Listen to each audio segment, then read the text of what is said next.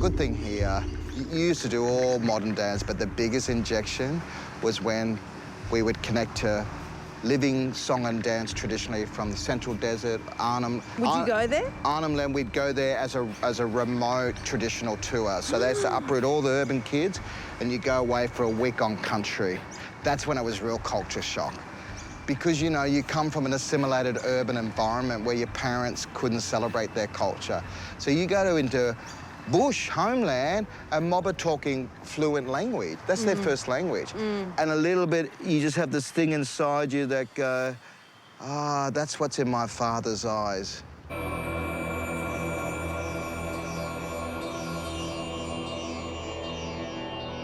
There's a beautiful bit of footage of you first arriving on country and dancing. Yeah. And it's beautiful. You did that well. It's not very good. And just watching you watch them and trying to follow. Tell me about that day, because it's very powerful. Yeah, it's interesting. I'm wondering if it's from the Sisters' kitchen performances in the dancing on the back roof. Like, just taking direction, just watching form of physicality. Like, you would just embody what you're watching, and then you would just mimic.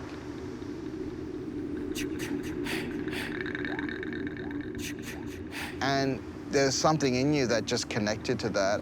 And I felt that in Arnhem Land. Like, I was always conscious of my colouring of the skin, and so I always felt like I wasn't accepted because of my skin colour. But I tell you, I was black in blood because as soon as I danced, they would laugh. Not that they were laughing at me, but they were laughing with me. Yeah. And so that's when I knew I wanted to dance. And would you go home and tell your dad and Mum? Oh, Dad loved it. And was he surprised? Oh, he did. He used to cry because that's taken away from him, and it was.